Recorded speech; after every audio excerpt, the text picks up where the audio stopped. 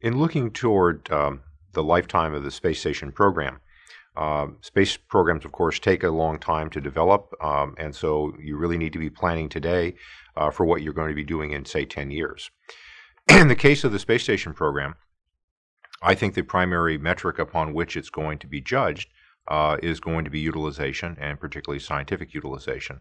So that I can imagine the space station facing at some point, if not even starting today, what we might call a senior review. Senior review is a technique, of course, that is commonly used in major facility programs after they've met their initial mission goals and deciding whether or not it's worthwhile to keep going with them. Because if you're spending money for an existing facility, there's an opportunity cost. It's money that you're not spending on maybe a new mission. And so you have to look at the productivity you're getting, what the alternative uses of that money might be, and whether or not extending the program makes sense. So then the question is, on what terms, what metrics are you going to use for getting through a senior review? In the case of space station, I think the technical success of the station has been very clear. I think the international success of the station has been very clear.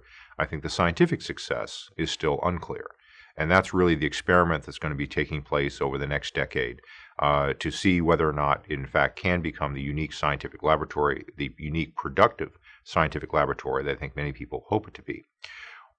One of the problems facing the station program, however, in doing this is it has gotten many mixed messages as to what the metrics for judgment are going to be. It might seem obvious that they should be scientific metrics, but in fact, if you look at what many statements that have been said about the station, one of the measures is things like non-government resources that are brought to bear, how much outside funding, non-NASA funding might be brought to bear, what sort of publicity or press might be brought to bear, that is, if you will, sort of cultural impact or soft power kinds of impacts. I think that it's very difficult for the station to be able to prioritize its resources if it doesn't have a clear sense as to on what basis it's going to be judged. I think a clearer statement on scientific utilization is necessary, and that there are many different ways of getting at greater scientific utilization.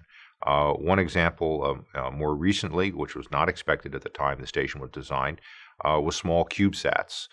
There was a company, NanoRacks, which accesses the space station with fairly small self-contained payloads. They use the Japanese Kibo module to launch some of these payloads off the station. They're able to carry out small experiments inside. And while these CubeSats are fairly modest in terms of what they can do inside and outside of the space station, they have the great merit of being relatively low cost and having fairly fast turnaround time. And that sustained access to the station, that sustained responsiveness to the station, has been really important for the scientists who've utilized them. Now, there are some experiments, of course, which cannot and will never fit inside that size of a carrier. But it does show that there is demand for the station if price points and responsive points can be made to fit the needs of the scientific community.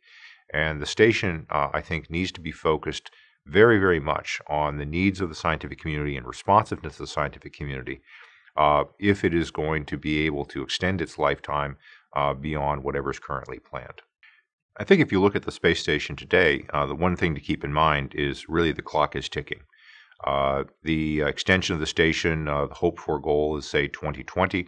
But even if you extended beyond 2020, 2028 may be the ultimate lifetime of the station due to life limitations on core parts of the station that are not replaceable, cannot be substituted. So whether or not you think the date is 2020 or 2028, the station does have ultimately a limited lifetime. And so given the length of time it takes for major space projects to occur, certainly for major space exploration projects involving humans, you're talking decades.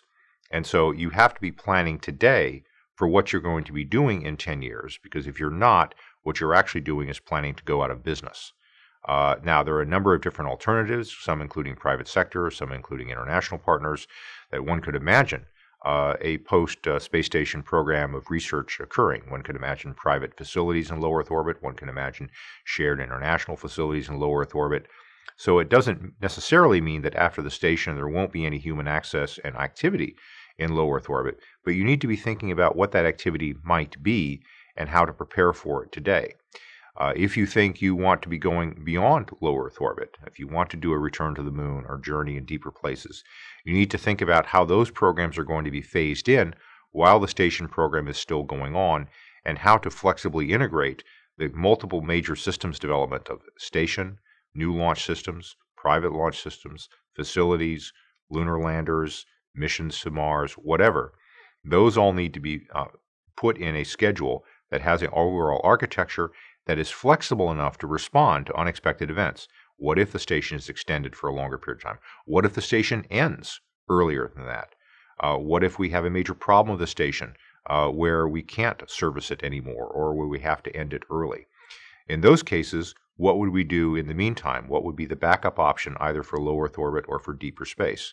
So again, the station has been a international success. It's been a technical success. We're still the jury is still out on whether it's going to be a scientific success. That's what utilization is all about. But the clock is ticking as to then what comes afterwards.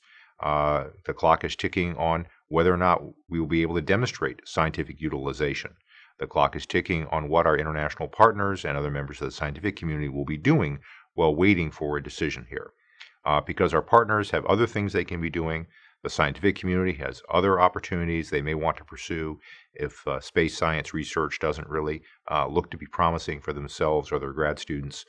There is nothing engraved in stone that says that NASA will have the partners, either scientific, private, or international, that we have today.